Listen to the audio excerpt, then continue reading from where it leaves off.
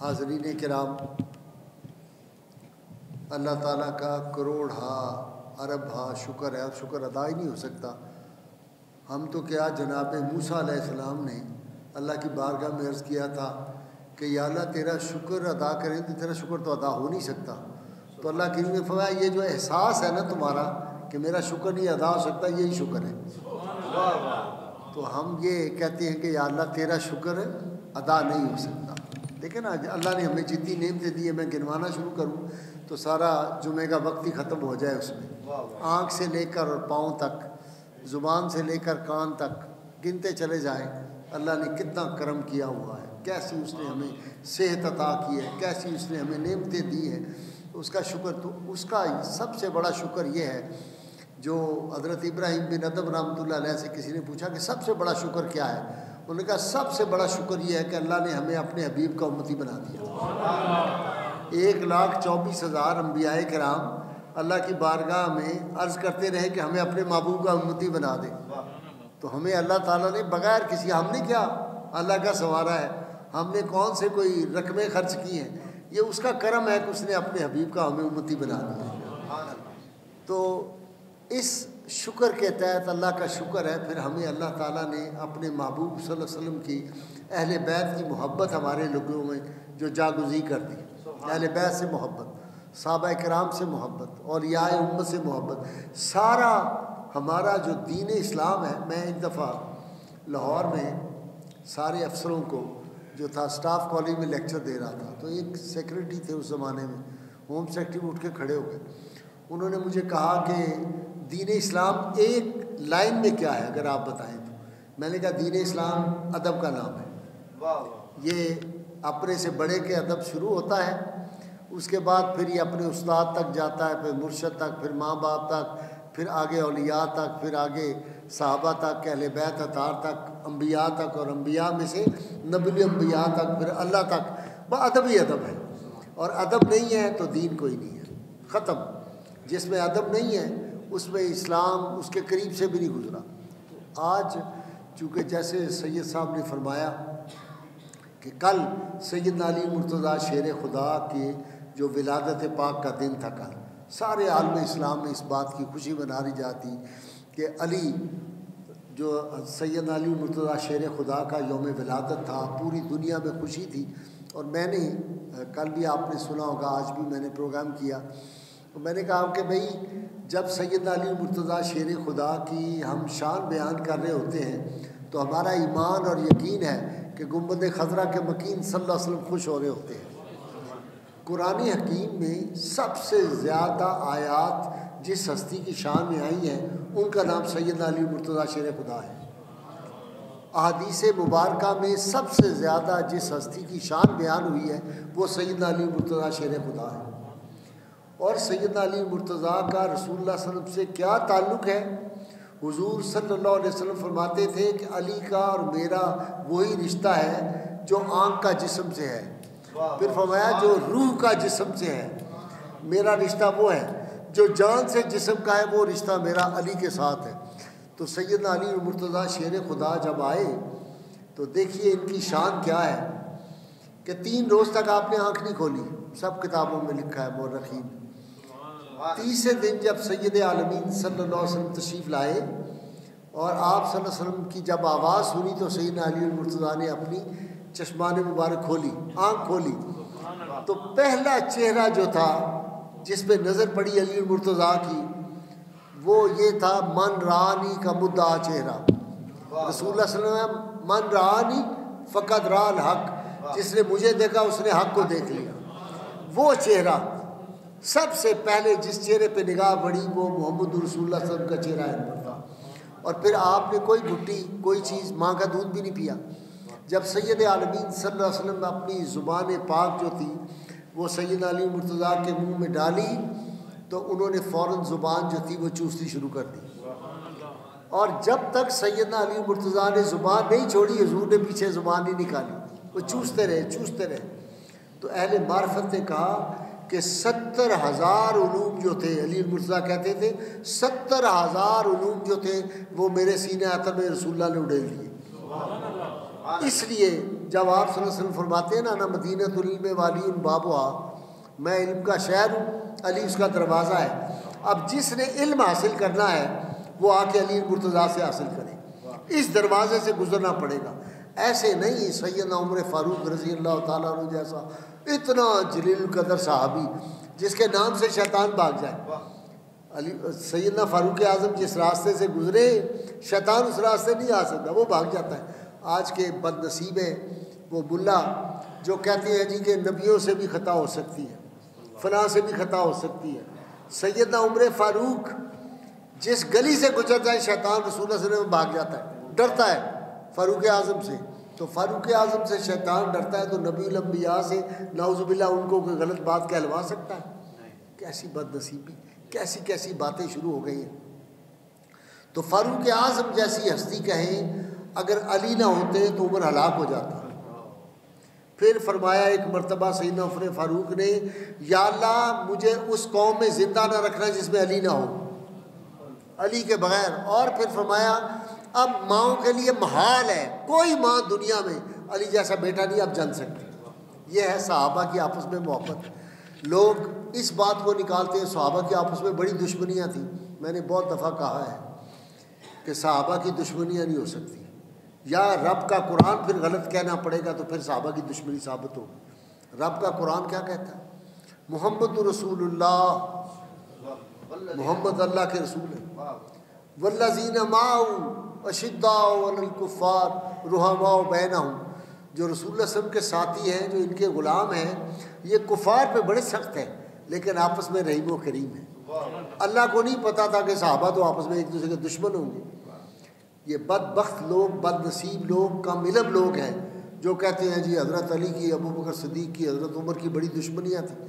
مجھے آپ ایک بات بتاؤ، سارے سمجھدار لوگ بیٹھے ہو، اس حدیث پاک کے راوی سیدنا ابو بکر صدیق اور سیدہ عائشہ ہیں۔ سید صاحب نے آپ کو 20 مرتبہ سنائی ہوگی، علی کے چہرے کو دیکھنا عبادت ہے۔ حضرت علی موجود نہیں تھے، یہ حضرت علی نے نہیں کہا۔ اس حدیث کے راوی سیدنا ابو بکر صدیق ہیں اور سیدہ عائشہ صدیقہ ام المؤمنین طیبہ طاہرہ ہے۔ مجھے بتاؤ کوئی دشمن کے لیے کہہ سکتا ہے کہ اس کے چہرے کو دیکھنا عبادت ہے؟ اللہ کے محبوب نے فرمایا کہ علی کے چہرے کو دیکھنا عبادت ہے، اور پھر فرمایا جو آج آپ اور ہم یہاں اس مسجد میں کر رہے ہیں، اپنی مسجدوں کو علی کے ذکر سے زینت بخشو، تمہاری مسجد سے زینت والی ہو جائیں گی، ان کی شان بڑھ جائے گی اگر تم علی کا ذکر کرو۔ سارے دروازے مسجد نبی کے بند کر دیے لیکن علی المرتضیٰ کا دروازہ نہیں بند کیا۔ علی المرتضیٰ کی یہ شان ہے۔ اس لیے مولانا عبد الرحمن جامی رحمۃ اللہ علیہ، عاشقوں کے عاشق، جامی کا تو آپ نے بہت ہی نام سنا ہے۔ وہ کیا ہے جی کہ اگرچہ جامی شد یہ کیا ہے، نعت خان ہمارے، آپ کو یاد ہوگا، زے روئے لطف سوئے من نظر کن، مشرف گرچہ شد جامی ز لطفش خدایا ای کرم بارے دیگر کن۔ جامی بہت بڑے عاشق رسول تھے، آپ کو پتہ ہی ہے، اور ان کے بارے میں کہا جاتا تھا کہ اگر یہ روضہ رسول پہ پہنچ جاتے تو حضور صلی اللہ علیہ وسلم کو روضہ انور سے باہر آ کے ملنا پڑتا ہے۔ یہ شان تھی جامی کی۔ جامی کیا کہتا ہے؟ علی شاہ حیدر امام کبیرہ، علی شاہ حیدر امام کبیرہ کے بعد از نبی شد بشیر نذیرہ، حضور کے بعد یہ بشیر و نذیر ہیں علی المرتضیٰ۔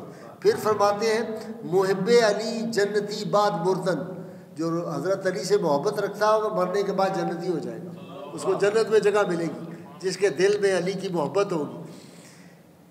محب علی جنتی بعد مردن بفت ایمن از خوف منکر نکیرہ، جس کے دل میں علی کی محبت ہوگی اس کو منکر نکیر کا خوف نہیں رہے گا، قبر میں اس کا خوف دور ہو جائے گا، منکر نکیر کے سوالات کا جواب دینے میں آسانی ہو جائے گی۔ تو سیدنا علی المرتضیٰ شیر خدا وہ ہستی ہے جس جنگ میں گئے، سوائے ایک جنگ کے، غزوہ تبوک کے علاوہ ہر جنگ میں سیدنا علی المرتضیٰ پہلی صف میں لڑے، اور سیدنا علی المرتضیٰ ہر جنگ میں کامیاب ہوئے، کسی جنگ میں ناکامی نہیں ہوئی۔ اور حالت یہ تھی کہ ان کے جسم کا کوئی حصہ نہیں تھا جس پہ تیروں تلوار کے نشان نہ ہوں، یہ علی المرتضیٰ کی شان ہے۔ اور دو صحابہ میں ایسے ہیں، ایک سیدنا امیر حمزہ رسول اللہ صلی اللہ علیہ وسلم کے لاڈلے پیارے چچا جان، سید الشہداء بغیر زرہ کے لڑے ہیں، جا کے زرہ اتار کے ادھر پھینک دی۔ علی المرتضیٰ بھی بغیر زرہ کے لڑتے رہے، اور جبریل اور میکائیل ان کے دائیں بائیں لڑتے تھے۔ آپ دیکھیں نا، مرحب جو تھا جب اس سے مقابلہ ہوا، آپ کو غزوہ خیبر کا آپ نے وہ سارا سنا ہوا ہے کہ سیدنا علی مرتضیٰ نے وہ دروازہ خیبر کا جو تھا کس طرح اکھاڑا، اور بعد میں بعض نے کہا 40، بعض نے کہا 60 آدمی اس کو اٹھاتے تھے، اتنا تھا۔ میں نے وہ دروازہ بھی دیکھا، میں رمضان شریف تھا، میری عالیہ مرحومہ جو تھی میرے ساتھ تھی، 3-4 سال پیشتر کی بات ہے، تو ہم وہاں گئے خیبر میں۔ اب تو اجازت ہے نا سعودیہ میں، اگر عمرے میں ٹکٹ پہ جائیں تو جس مرضی شہر میں آپ چلے جائیں۔ جب ہم گئے تھے تو اس وقت اجازت نہیں تھی، چوری جانا پڑتا تھا۔ تو ہم خیبر میں گئے، روزہ تھا، آخری عشرہ تھا، میں وہاں پہنچ گیا، بہت شدید دھوپ تھی۔ میں نے کہا میں اوپر چڑھ کے جاؤں گا، تو میری عالیہ نے کہا کہ گرمی ہے، اوپر سے ڈر ہے کوئی شرطہ آ جائے پکڑ لے، کچھ ہو جائے۔ تو میں نے کہا نہیں جانا ہے، وہ بھی میرے ساتھ چلی، میں نے اس کا ہاتھ پکڑا ہوا تھا، ہم اوپر تک گئے۔ وہاں میں حیرت میں گم ہو گیا کہ کیسے مسلمانوں نے یہ جو قلعہ فتح کیا، کہ کتنی اونچی وہ قلعہ ہے، اور نیچے کھڑے ہوئے ہیں۔ اوپر سے تو آپ پتھر بھی ماریں تو وہ ایسے جیسے بم مار دیا آپ نے، نیچے سے اوپر۔ اس زمانے میں تو کوئی توپیں نہیں تھیں ان کے پاس، کوئی میزائل نہیں تھے، اور نیچے کھڑے ہو کے اوپر والوں کو فتح کرنا کتنی بڑی بات تھی۔ کیسے سیدنا علی مرتضیٰ اوپر گئے ہوں گے، کیسے انہوں نے جا کے وہ خیبر کا وہ جو تھا دروازہ وہ اکھاڑا ہوگا، کتنا چوڑا دروازہ تھا، میں دیکھ کے حیران ہوا۔ بہرحال جب مرحب مقابلے میں آیا نا، تو مرحب 2 آدمی جہنم رسید جو سیدنا علی مرتضیٰ شیر خدا نے کیے ہیں، وہ دونوں ہی 1,000 کے برابر طاقت تھی۔ 1,000 آدمی کے مقابلے کا مرحب تھا، پورے عرب میں مشہور تھا، اور 1 کے مقابلے ابن عبد ود تھا، جس کو جنگ خندق میں حضرت علی نے جہنم رسید کیا۔ یہ جو علی مرتضیٰ کی طاقت ہے، اقبال ایسے نہیں کہتا تیری روح میں ہے اگر شرر تو خیال فقر و غنا نہ کر، کہ جہاں میں نان شہید پر ہے مدار قوت حیدری۔ یہ جو قوت حیدری ہے یہ کوئی معمولی بات ہے۔ تو جب مرحب جس دن مقابلے میں آئے سے 1 رات پہلے مرحب نے خواب دیکھا۔ خواب یہ دیکھا کہ ایک شیر آیا ہے، اور اس نے آ کے میرا تیا پانچا میری بوٹی بوٹی کر دی، مجھے کھا گیا شیر۔ یہ بڑا ڈرا ہوا تھا۔ اس نے صبح اٹھ کے اپنی بیوی اور بچوں کو سنایا کہ رات میں نے خواب دیکھا ہے، ایک شیر آیا ہے، اس نے میرے ٹکڑے کر دیے۔ انہوں نے کہا جو مرضی ہو جائے، آپ نے نہیں جانا جنگ میں۔ وہ سارے روکتے رہے۔ یہ کہنے لگا کہ دل تو میرا بھی نہیں کر رہا، لیکن اصل مسئلہ ہے پھر لوگ کیا کہیں گے، جنگ ہو رہی ہے مسلمانوں سے، اگر میں نہ گیا تو سب سے بہادر میں ہوں، لوگ کہیں گے ڈر گیا، نہیں مجھے آپ جانے دیں۔ جب گیا نا وہاں جا کے، تو اس نے سیدنا علی مرتضیٰ سے وہاں پہ وہ ہوتا ہے نا آپس میں کلام کرتے ہیں، ایک دوسرے کو تعارف کراتے ہیں۔ تو سیدنا علی مرتضیٰ شیر خدا نے فرمایا ان الذی سمتنی امتی امی حیدرہ، میری ماں نے میرا نام حیدر رکھا ہے۔ اب یہاں میں یہ بھی آپ کو بتا دوں، باقی سارے صحابہ کے نام جو ہیں، اس صحابی کے نام کے مثلا انس نام ہے تو انس نام کے کئی صحابی ہیں، مثلا صدیق نام کے کئی صحابی ہیں، عمر نام کے کئی صحابہ ہیں۔ حیدر نام کا 1,24,000 میں سے کوئی اور صحابی نہیں۔ یعنی علی المرتضیٰ جو کہہ رہے ہیں سمتنی امی حیدرہ، میری ماں نے میرا نام حیدر رکھا ہے۔ اس نے کہا کیا؟ انہوں نے کہا میری ماں نے میرا نام حیدر رکھا ہے۔ اب حیدر کا مطلب ہوتا ہے شیر۔ اس کے فوراً خیال میں آیا کہ جو رات کو میں نے خواب دیکھا ہے، یہ تو لگتا ہے وہی کام ہونے لگا میرے ساتھ۔ مقابلہ ہوا، ایسے آنکھ جھپکنے میں علی المرتضیٰ نے 2 ٹکڑے اس کے کر دیے مرحب کے۔ یہی جو تھا، یہ جو تھا ابن عبد ود جو تھا، وہ بھی جب جنگ خندق میں آیا تو اس نے علی المرتضیٰ سے، یہ تو 25 سال 24 سال کی عمر تھی، تو اس نے جب دیکھا تو اس نے کہا کس کے بیٹے ہو؟ انہوں نے کہا میں سیدنا ابو طالب کا بیٹا ہوں۔ اس نے کہا یار تمہارے والد کو میں جانتا تھا، ہمارا تعلق تھا، مجھے تم پہ ترس آتا ہے، بچے تم بڑے خوبصورت بچے ہو، تو ذرا قد آپ کا تھوڑا چھوٹا تھا، تو اس نے کہا چھوٹے بچے ہو تم، تو مجھے ترس آتا ہے یار، تم جاؤ کسی بڑے کو بھیجو۔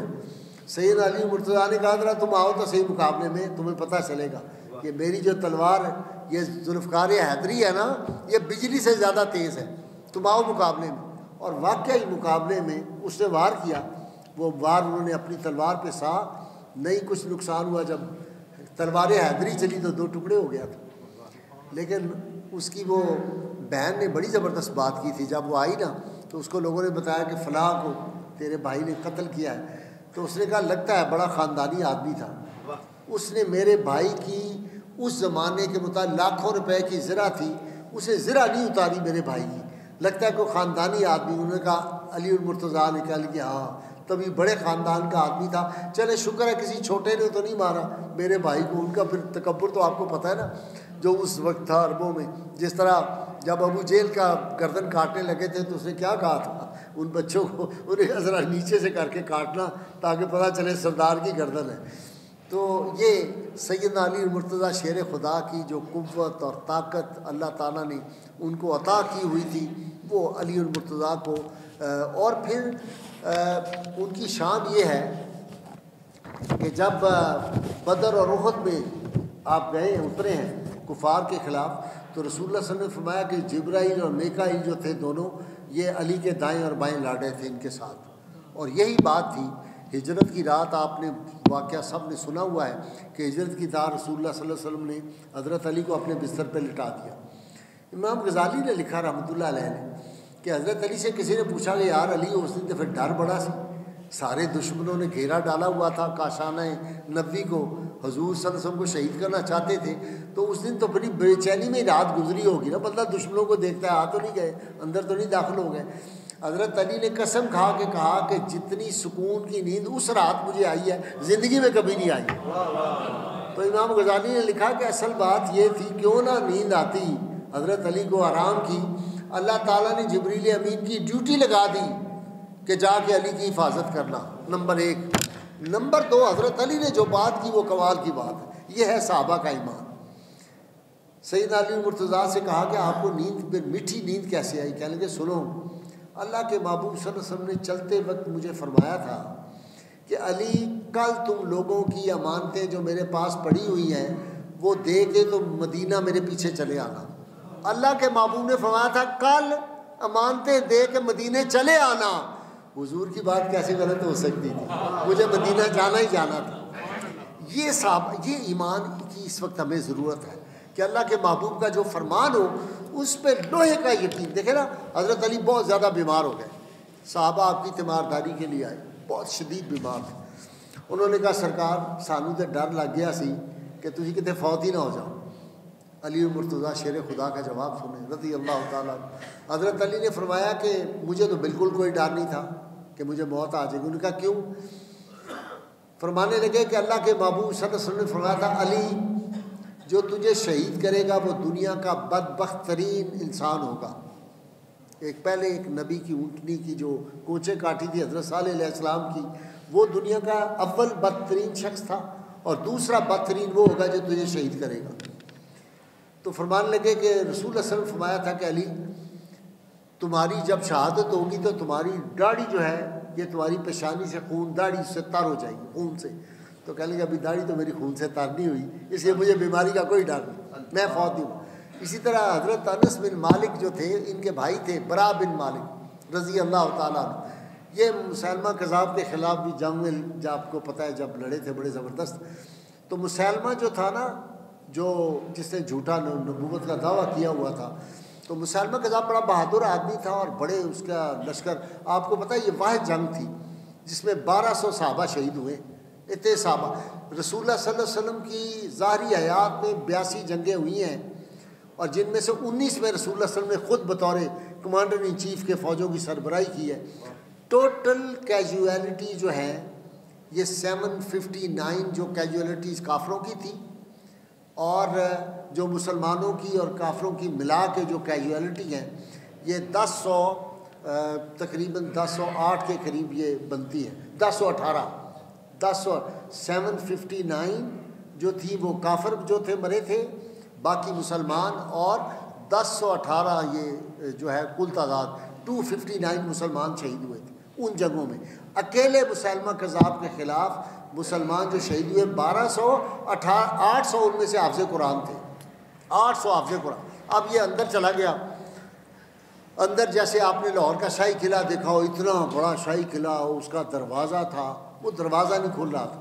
تو برا بن مالک اپنے ساتھیوں سے کہتے ہیں, یہ ذرا جسم میں تھوڑے دبلے تھے, انہوں نے کہا یار تسی منو چکے اگر اندر سٹ دے ہو تو میں جا کے گیٹ کھول دینا اندروں, تو وہ بعد فوج داخل ہو جائے گی. انہوں نے کہا اللہ کے بندے ہم تمہیں جب اندر پھینکیں گے تو اندر جاتے ہی ان کی فوج ساری اندر ہے, وہ تمہیں اسی میں مار دیں گے. کہہ لیں مجھے نہیں یہ مار سکتے. کہہ لیں کہ کیسے؟ حضرت برا کو انہوں نے پوچھا صحابہ نے یہ کیسے ہے؟ دیکھیں نا آپ قلعے کی دیوار سے اندر پھینکیں گے بندے کو, اندر فوج کھڑی ہے, اسی وقت مار دیں گے. انہوں نے کہا نہیں مجھے نہیں مار سکتے. کہہ لیں وجہ؟ کہہ لیں وجہ یہ ہے کہ ایک دفعہ میں رسول اللہ صلی اللہ علیہ وسلم کی بارگاہ میں بیٹھا ہوا تھا تو آپ نے کہا تھا برا مصر فتح ہوگا اور اس میں سے تمہیں کافی سارا مال غنیمت ملے گا. ابھی مصر تو فتح نہیں ہوا, تو جب مصر فتح نہیں ہوا تو ابھی مجھے یہ مار نہیں سکتے. انہوں نے کہا یار بات ٹھیک ہے. یہ ہے عقیدہ مسلمان کا. اللہ کے محبوب صلی اللہ علیہ وسلم کی بات کبھی غلط ہو ہی نہیں سکتی. جو کچھ آپ نے فرما دیا وہ حق ہے, وہ سچ ہے. اللہ کا قرآن غلط نہیں ہو سکتا, ساری دنیا کی باتیں غلط ہو سکتی. تو اب یہ آیت جو میں نے پڑھی رحماء بینہم, قرآن کہتا ہے وہ تو آپس میں ایک دوسرے سے محبت کرنے والے.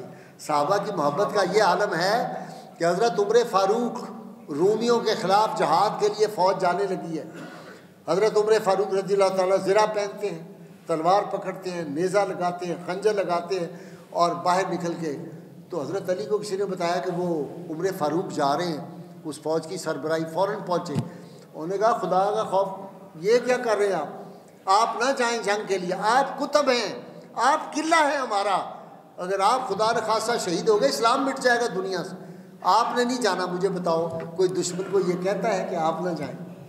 دشمن اردو کہتے ہیں ایسا اس کو مشورہ دو گے یہ مر جائے جاتا. تو حضرت علی کے مشورے سے جناب سیدنا عمر فاروق واپس آئے, نہیں گئے. پھر ایران کے خلاف جب فوجیں نکلنے لگی ایران فتح کرنے کے لیے, پھر حضرت عمر خود لیڈ کرنے لگے. پھر سیدنا علی مرتضیٰ شیر خدا گئے, ان کو واپس لائے, کہہ لگے آپ کو نہیں جانے دینا, آپ کی جگہ یہ ہمارے پاس اتنے جرنیل ہیں. تو یہ علی المرتضیٰ شیر خدا کی شان ہے, وہ اتنے دلیر, اتنے جرأت مند جس جہاد میں گئے ہیں. اور پھر کیا شان کیا تھی کہ جو امامہ شریف رسول اللہ صلی اللہ علیہ وسلم نے حضرت علی کو عطا فرمایا تھا, انہوں نے باندھا تھا, تو آسمان کی طرف دیکھا جبریل آ گئے حضور کی بارگاہ, وہی امامہ پہنا وہ اسی رنگ کا. تو رسول اللہ صلی اللہ علیہ وسلم نے پوچھا یہ جبریل تم نے کیا لباس پہنا؟ کہنے لگے اللہ نے فرشتوں کو حکم دیا جو علی نے آج امامہ پہنا سارے وہی لباس پہنا, یونیفارم بھی تم وہی پہنا.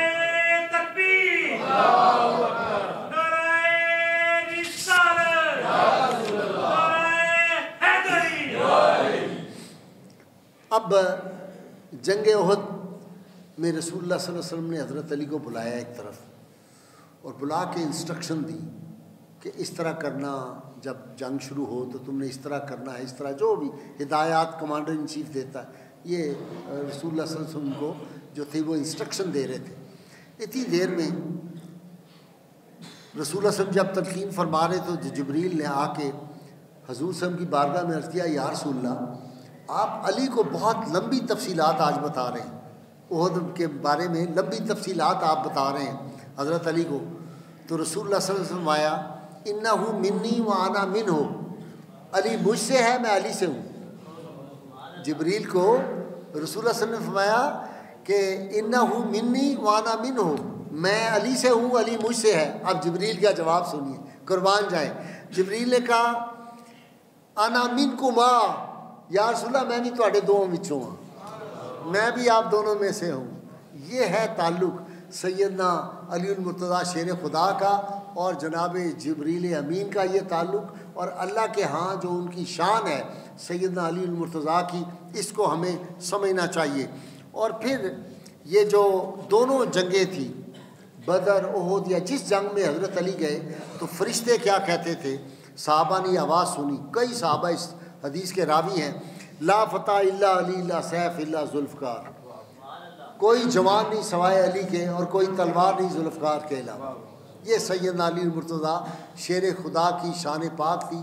اور سید عالمین صلی اللہ علیہ وسلم کو معراج کی رات حضور صلی اللہ علیہ وسلم پہنچے چوتھے آسمان پر. جب آپ گئے تو آگے آپ نے دیکھا کہ علی المرتضیٰ وہاں پہ دور بیٹھے ہوئے ہیں. تو آپ نے جبریل سے پوچھا یہ میرا چچا زاد, یہ میرا بھائی علی یہاں پہ کیسے ہے؟ تو جبریل نے عرض کیا یا رسول اللہ یہ علی نہیں ہے, اللہ تعالیٰ نے علی المرتضیٰ کی شکل کا ایک فرشتہ بنایا ہوا ہے, روز 10,000 فرشتہ اس کی زیارت آ کے کرتا ہے. یہ علی المرتضیٰ کی شان ہے. اور پھر علی المرتضیٰ کی شان یہ ہے کہ خود فرمایا کرتے تھے کہ رسول اللہ صلی اللہ علیہ وسلم نے فرمایا کہ علی کو آسمان والے زمین والوں سے زیادہ جانتے ہیں، اور پھر کیا کہتے تھے؟ سلونی سلونی، مجھ سے پوچھ لو، مجھ سے آسمان کی باتیں پوچھو، مجھ سے زمین کی باتیں پوچھو۔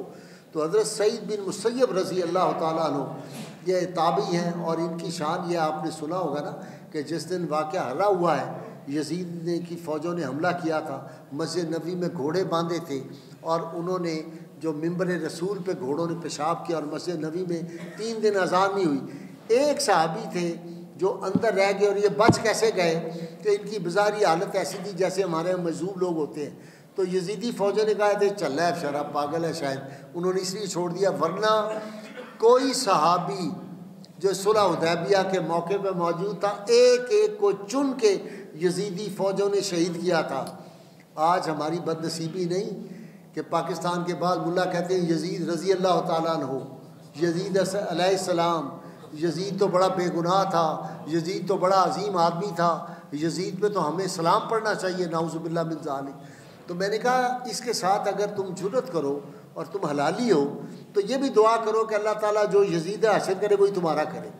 ہماری تو صبح و شام دعا ہوتی ہے، یا اللہ ہمیں علی مرتضیٰ کے غلاموں میں شمار کرنا، قیامت کے روز سیدہ فاطمہ کے غلاموں میں شمار کرنا، ہمیں حسنین کریمین کے غلاموں میں، اہل بیت کے غلاموں میں شامل کرنا، یہ جرت ہے۔ میں نے ایک صاحب میرے ساتھ اس پہ کچھ بحث وغیرہ کرنے کے لیے آئے علمی طور پہ، تو میں نے کہا یار چھوڑو لمبی بحث، تم بھی دعا مانگو میں بھی مانگتا ہوں، تم دعا کرو جو یزید کا قبر حشر میں جو حشر ہو وہی تمہارا ہو، میں کہتا ہوں جو امام پاک کا ہو ہمارے ساتھ وہ ہو۔ کہنے لگا جی ایسی بد دعا نہ آپ دیں، میں کہا تمہیں یقین ہے کہ یزید کے ساتھ یہ حشر ہوگا؟ رسول اللہ صلی اللہ علیہ وسلم نے فرمایا کہ حسین کے جو قاتل ہیں ان کو جہنم میں رب نے اسپیشل صندوق رکھے ہوئے ہیں جن کے اندر ان کو بند کیا جائے گا۔ یہ اس دن پتہ چلے گا جو یزید سے محبت کی باتیں کرتے ہیں۔ یہ پاکستان اہل بیت اطہار کے نالین پاک کے تصدق ان سے پاؤں کی دھول کا صدقہ ہے، یہ پاکستان ہمیں ملا۔ کون سے جہاد کیے تھے پاکستان کے لیے آپ نے؟ یہ پاکستان جو ہے تو رسول اللہ صلی اللہ علیہ وسلم کی عطا ہے، یہاں سے رسول اللہ صلی اللہ علیہ وسلم کو محبت کی خوشبوئیں جاتی تھی، یہ دیس ہے۔ اور ایک اور بات، جو شخص پاکستان کے ساتھ کوئی بے وفائی کرے گا، میں نے ایک وزیر اعظم کے منہ پہ یہ بات کہی تھی، صدروں کے منہ پہ بات کہی، ہر جگہ یہ بات کہی، ٹیلی ویژن پہ کہی، جو بڑے بڑے سیمینار ہوئے وہاں جا کہی، جو آدمی پاکستان سے بے وفائی کرے گا اللہ اس کو بخش نہیں گا، وہ اسی جہان میں اس کا آپ اشر دیکھیں گے۔ جس نے کدھر گیا مجیب الرحمان، کدھر گئی اندرا گاندھی، جنہوں نے پاکستان توڑنے میں حصہ لیا تھا ان کے اشر دیکھیں، نسلیں برباد ہو گئی، ختم ہو گئے۔ تو اس لیے اس پاکستان سے محبت اس لیے بھی کیا کرو، یہ معمولی بات نہیں ہے، یہ اللہ کا ایک وہ پلان تھا۔ جیسے قائد اعظم کے ایک آدمی نے سوال کیا، اس نے کہا پاکستان بن جائے گا، قائد اعظم نے ایسے مکہ مارا پریس کانفرنس، اس نے کہا بن جائے گا، کہا جی آپ کیسے کہہ رہے ہیں؟ انہوں نے کہا پاکستان مرضی مولا ہے اور مرضی مولا ہو کے رہتی ہے، رب کا فیصلہ تھا، یہ سرزمین پاک، یہ غازی علم الدین شہید کے خون کا صدقہ ہے یہ پاکستان جو ہمیں ملا ہے، یہ غازی عبد القیوم کے اس خون پاک اس شہادت کا صدقہ ہے ہمیں پاکستان ملا ہے۔ یہ کوئی معمولی بات ہے؟ پاکستان جن لوگوں نے یہ جنگ لڑی تھی، محمد علی جوہر رحمۃ اللہ علیہ اور بھائی شوکت علی دونوں، یہ جو کراچی ٹرائل ہوا اس میں دونوں کو 2.5 سال سزا ہوئی تھی، تاریخی فقرہ ہے۔ اور نام دیکھیں نا، محمد علی، دوسرے بھائی کا نام شوکت علی، جس نے پاکستان بنایا تھا اس کا نام کیا تھا؟ محمد علی، محمد علی جناح۔ اسی لیے پیر جو سیال شریف تھے خواجہ قمر الدین سیالوی رحمۃ اللہ علیہ، ان کے پاس جب خضر حیات ٹھوانے کی وقت شاہ جی نے کہا کیونکہ آپ کا بڑا مختصر ہوتا ہے ورنہ یہ میں ساری باتیں تفصیل آپ کو سناتا ایک فقرے میں، جب خضر حیات ٹھوانا نے دیکھا نا کہ اب پاکستان کی تحریک زوروں پہ ہے اور یونینسٹوں کے ساتھ لوگ نہیں ہیں، تو اس نے اپنے گھر کی بیٹیاں اور اپنی جو بہنیں تھیں وہ بھیج دیں۔ اور آپ لوگ چونکہ پنجاب کے رہنے والے سمجھتے ہیں کہ قتل بھی لوگ معاف کر دیتے ہیں اگر بیٹیاں بہنیں آئیں نا دوپٹے پھیلا کے، تو لوگ کہتے ہیں تھی تھیانی آئی ہے تینوں ہوں خالی نہیں ٹورنا۔ وہ جب آئیں تو خواجہ قمر الدین سیالوی رو پڑے، انہوں نے کہا کیسے آئی؟ انہوں نے کہا کہ آپ خضر حیات کا ٹھوانے کا ساتھ دیں، تو حضرت رو پڑے اور انہوں نے کہا میں نہیں ساتھ دے سکتا۔ انہوں نے کہا کیسے؟ انہوں نے کہا مجھے پتہ ہے بیٹیاں گھر میں آئیں تو خالی نہیں لٹایا جاتا، لیکن میں کیا کروں، میں نے کشفی حالت میں دیکھا میدان عرفات ہے، رسول اللہ صلی اللہ علیہ وسلم بیٹھے ہوئے ہیں، ساتھ علی مرتضیٰ خلفائے راشدین چاروں موجود ہیں، تو حضور صلی اللہ علیہ وسلم نے ایک جھنڈا حضرت علی کو پکڑایا، کہا یہ محمد علی کو دے دو جھنڈا. تو میرے سامنے حضور نے یہ جھنڈا محمد علی جناح کو دیا ہے، میں کیسے تمہاری حمایت کر سکتا ہوں؟ یہ جھنڈا رسول اللہ کا دیا ہوا ہے. یہ جو گرین جھنڈا آپ دیکھتے ہیں، آپ مجھے بتائیں کوئی پاکستانی ہو، جب آپ گرین جھنڈا دیکھتے ہیں دل میں محبت آتی ہے کہ نہیں؟ دل کرتا ہے کہ نہیں ادھر لگائیں ہم اپنے جھنڈا. اس کی وجہ کیا ہے؟ یہ ہمارے دلوں کے اندر یہ رسول اللہ صلی اللہ علیہ وسلم کا عطا کیا ہوا جھنڈا ہے پاکستان. تو محمد علی جوہر، شوکت علی کی بات پہ ختم کرتا ہوں، ٹائم چونکہ بہت ہی کم ہے. محمد علی جوہر کھڑا ہے، انگریز کی عدالت ہے، اور محمد علی جوہر کسی وکیل کو نہیں کرتے تھے مقدمے میں، ان جیسی انگریزی کسی کی تھی نہیں. چرچل جو تھا ایسی انگریزی، یہ نوجوانوں کے لیے بتا رہا ہوں، اس کی کتابیں پڑھیں. محمد علی جوہر کی مائی لائف اے فریگمنٹ، میں نے تو ساری کتابیں پڑھی. محمد علی جوہر کی انگریزی، چرچل جس کو 2 نوبل پرائز ملے ہوئے ہیں، 2، جس کی انگریزی کے بڑی دھومیں تھی، وہ کہتا تھا محمد علی جوہر جیسی انگریزی کوئی نہیں لکھ سکتا. تو خود اپنا مقدمہ لڑ رہے تھے، کھڑے ہوئے تھے. تو بھائی شوکت علی سعد، وہ جو ملزموں کا کٹہرا اپنے عدالت میں دیکھا نا، جہاں ملزم کھڑا کرتے سے گول بنا ہوتا ہے، وہ اس میں کھڑے ہوئے تھے. تو ایسے کر کے نا کندھے پہ ہاتھ رکھا. شوکت علی بڑا بھائی تھا، کہنے لگا جج صاحب یہ میرا بھائی ہے شوکت علی، ہم چھوٹے ہوتے یتیم ہو گئے تھے. تو ہماری اماں جی نے کہا تھا بیٹا بڑا بھائی باپ کے برابر ہوتا ہے. آج ہمارے بدنصیبی، آج باپ کا احترام نہیں لوگ کرتے، بڑے بھائی کا کیا کرنا. احترام کرو، ادب کرو ماں باپ کا. میں سارے نوجوانوں سے یونیورسٹیوں کالجوں میں جاتا ہوں، میں کہتا ہوں میرے پاس $1 ملین کا نسخہ ہے، اگر کسی نے لینا ہو. ایک دم سارے ہاتھ کھڑا کر دیتے ہیں لڑکے. وہ کہتے ہیں جی وہ کیا ہے؟ میں نے کہا صبح اٹھو، نکلتے ہوئے ماں باپ کے پاؤں چومو، شام کو گھر آؤ ماں باپ کے پاؤں چومو. اگر تم زندگی میں ناکام ہو گئے میرا گریبان میدان حشر میں پکڑ لینا. اس آدمی نے یہ نسخہ بتایا اور ہم ناکام ہو گئے، ہو ہی نہیں سکتے. ہر باپ اپنی اولاد کے لیے جنید وقت ہے، اور ہر ماں رابع اثر ہے اپنی اولاد کے لیے. ماں اور باپ کی دعائیں لیا کرو. جو نوجوان یہاں پہ، جب ماں باپ دنیا سے چلے جائیں ان کے لیے دعا کیا کرو. جو شخص ماں باپ کے لیے دعا کرتا ہے، اللہ کے محبوب فرماتے ہیں اس کی عمر میں اللہ برکت دے دیتا ہے، اس کے رزق میں برکت دے دیتا ہے، اس سے بلائیں ٹل جاتی ہیں.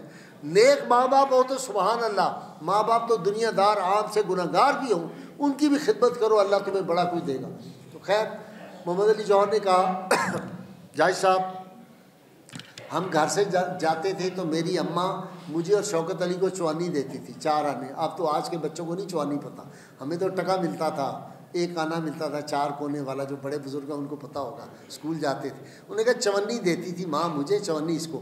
محمد علی موٹا تھا، یہ شوکت علی موٹا تھا، مجھ سے طاقتور تھا. یہ راستے میں مجھے مارتا تھا، مکے تھپڑ مار کے میرے چوانی چھین لیتا تھا. لیکن جاج صاحب میں کبھی اس کے آگے نہیں بولا، کیونکہ ماں نے کہا تھا یہ بڑے بھائی باپ کے برابر ہے. لیکن جج صاحب ایسے پھر شیر کی طرح گرجانا محمد علی، آواز بھی بڑی زوردار تھی. وہ چاند تارے والی ٹوپی آپ نے دیکھی ہوگی، فوٹو پہنتے تھے. اور ان کا جو مزار ہے آپ کو پتہ نا، بیت المقدس میں دفن ہے. اسے کہا تھا انگریز کو یا مجھے آزادی دو یا میں غلام ہندوستان میں دفن نہیں ہونا چاہتا، مجھے قبر کی جگہ دے دو. بیت المقدس میں قبر بنی ہوئی ہے. بڑا یہودیوں نے احتجاج کیا کہ اس کی قبر نہ بنائی جائے، لیکن محمد علی جوہر آج بھی.